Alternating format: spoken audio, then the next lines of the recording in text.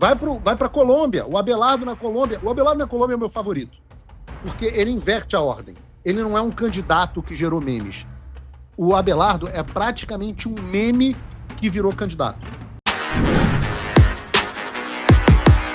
Olá, é do Carvalho. Melhor canal de corte do YouTube.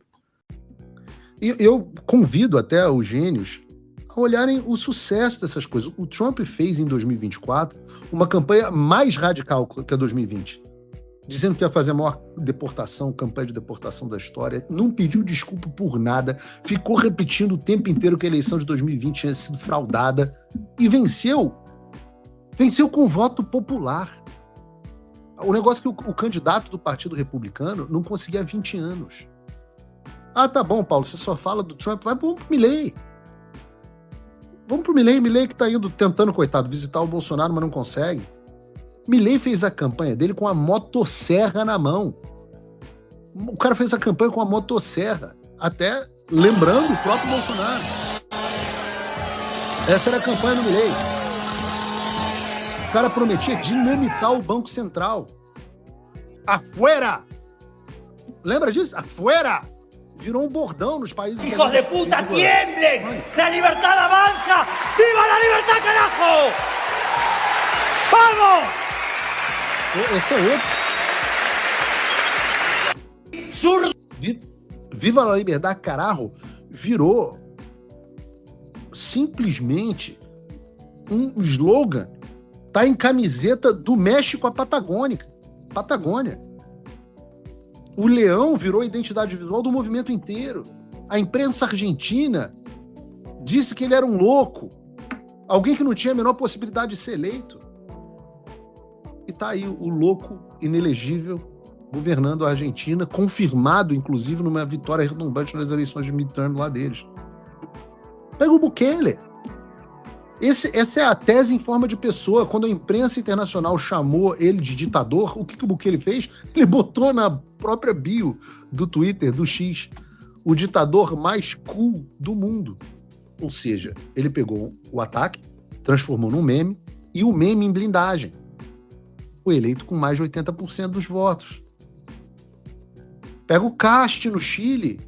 O Cast perdeu em 2021, acho que tirou em 4º lugar, chamado de extremista. Eu estava conversando com o Eduardo agora há pouco, e mencionei isso para ele, e ele falou, cara, eu conheci o Cast num CIPAC, e as pessoas me apresentaram o Cast porque o Cast foi o sujeito que tinha feito um discurso defendendo o legado do Pinochet. Assim como o Bolsonaro defendia o Ustra, sem o menor pudor, Pinochet realmente foi barra pesada. O Bolsonaro era o cara que falava do regime militar com orgulho. O Caixa era o cara que elogiava o Pinochet. Em 2021 ele perdeu, foi chamado de extremista. Aí o que ele fez? Virou um moderado castrado? Não. Fez uma campanha agora de expulsão de imigrantes ilegais, de montar um governo de emergência contra o crime no Chile, tadinho do Chile. Chile, hold my beer, bitch, please. Que também é um meme. Bitch, please. Porra, crime no Chile. Não foi o Caixa que se adaptou ao país, o país veio ao Caixa. Em dezembro ele venceu. Dezembro agora, no ano passado. 58%. Ganhou nas 16 regiões do Chile. A maior votação da história do Chile. Candidato de direita. Vai pra Colômbia. O Abelardo na Colômbia. O Abelardo na Colômbia é o meu favorito. Porque ele inverte a ordem. Ele não é um candidato que gerou memes. O Abelardo é praticamente um meme que virou candidato. Tigre que ruge y muerde, tigre que nada teme, tigre que deja huella, Abelardo de la Espriella. Firme por la patria. Porra, que campanha combativa. O cara se autodeterminou El Tigre. Fez rugido. Isso é sério, isso aqui é da campanha dele. O rugido era a marca da campanha. Firmes por la pátria. Firmes. E as redes colombianas transbordaram. Era sticker, era paródia, era caricatura. Até as paródias que eram feitas para atacar o Abelardo, o El Tigre, trabalhavam de graça para ele. Mas é claro que as Globo News da Colômbia chamavam ele de ultraderetista. Imprensa internacional chamava de ultraderetista até o dia da vitória. E tem um mês que esse meme ambulante foi eleito presidente da Colômbia. Agora, muita gente esquece, o El Tigre, o Abelardo, não era o candidato natural da direita colombiana. Não. A candidata oficial da direita era a Paloma Valência, uma senadora, centro democrático, herdeira política do Álvaro Uribe, neta de um ex-presidente da República. Nunca elejam um neto de ex-presidente da República, nunca dá certo. Neto de ex-presidente da República. Ela venceu a disputa interna do uribismo em dezembro de 2025 e, em 2026, até março, ela era a grande favorita para enfrentar a esquerda. Em março, ela tinha 22 e o Della Espriella, é o Tigre, né? Estava com 15,4. Um advogado, sem partido, sem mandato, sem máquina, rodando um movimento próprio chamado de Defensores da Pátria. A pátria está sendo atacada, nós somos defensores. Nada de centro democrático ao cacete. Aí, quando Abelardo lançou a candidatura dele em 2025, ele tinha 1% nas pesquisas. 1%. Em maio começa a virar a coisa. Enquanto a Valência resolveu ser muito cheirosa e se deslocar para o centro em busca do eleitor moderado, o Della Espriella fez o movimento oposto. Abraçou a polarização, não pediu desculpa. Resultado, na reta final ele abre 6 pontos sobre ela. E eliminou ela no primeiro turno. A Paloma terminou em terceiro. E aí não parou por aí. Praticamente contra todos os prognósticos, ele acabou como mais votado no primeiro turno, com 43,7 e mais de 10 milhões de votos à frente do esquerdista Ivan Cepeda, que é o candidato do petrismo, que semanas antes era tratado como favorito absoluto em todas as pesquisas. Vocês estão entendendo? Vocês conseguem fazer o paralelo? Tem um candidato da turma do Petro, da turma do Lula, favorito, aparecendo na frente em todas as pesquisas, chega antes da eleição, bum, no primeiro turno, o cara que era o azarão. Vocês lembram disso? E no segundo turno ele vence por menos de 1 ponto. Com a eleição de maior participação das últimas décadas na Colômbia, que é algo que o brasileiro não consegue entender. Isso é um negócio que na campanha do Flávio, assim, parece que eu tô falando com alienígenas. Então, assim, vocês entendem que as pessoas às vezes não vão votar, né? Que tem um percentual gigantesco de pessoas que não vão votar e não se importam de pagar a multa de R$3 lá do TSE, sei lá quanto é, R$5, R$6 no TSE e depois se acertar. Se as pessoas, você precisa de comparecimento de eleitor motivado.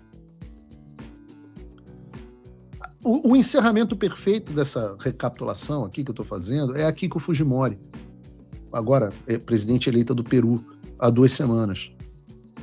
Se vocês não sabem, a Keiko perdeu 3 eleições seguidas.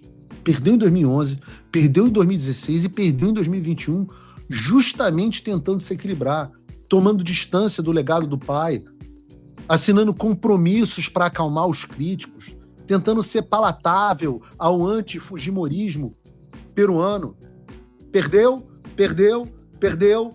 Na 4ª tentativa ela fez o quê? Chutou o balde, veio a maturidade. Abriu a campanha com homenagem ao pai, reivindicou sem pedir desculpas a mão de ferro contra o crime, propôs a volta dos juízes sem rostos, prometeu expulsar ilegais, citou Milei, citou Caste, se alinhou ao Trump. Abertamente, resultado, presidente eleita. A versão moderada da Keiko perdeu 3 eleições, a versão que assumiu quem era venceu. 15 anos de laboratório só para provar uma coisa.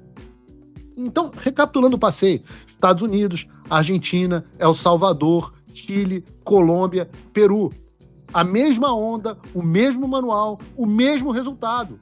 E olha que eu nem mencionei as outras vitórias populistas e anti-establishment, que eu acompanhei um pouco menos de perto, essas são as que eu acompanhei de mais de perto. Mas são o mesmo quadro. Você tem Laura Fernandes na Costa Rica, herdeira do estilo confrontacional do Rodrigo Chaves, Você tem o Rodrigo Paz na Bolívia, que encerrou nas urnas quase 20 anos de hegemonia do partido do Evo Morales. Você tem o Tito Asfur em Honduras, eleito com apoio explícito do Trump. Você tem o Daniel Noboa no Equador, que governa com a mão pesada contra o narcotráfico e não teve pudor nenhum de, inclusive, intervir e apoiar o El Tigre na eleição colombiana. Cada caso tem suas particularidades, é claro, mas você tem um padrão de fundo que é o mesmo. O eleitor latino-americano parou de punir quem confronta o sistema e passou a punir quem se abriga no centro. O Trump voltou. Isso já deve ter tirado um peso das suas costas. Mas e o Brasil? O nosso país continua atolado e achar que só a vitória do Trump vai resolver tudo é ilusão. Nada vai mudar sozinho. E pode ter certeza de uma coisa: ficar xingando muito nas redes sociais não vai fazer diferença nenhuma. Você vai continuar esperando alguém fazer alguma coisa por você, um político, um salvador da pátria? Esquece. Se ninguém tomar uma atitude, nada acontece. Eu tô fazendo a minha parte. Eu parei a minha vida por isso.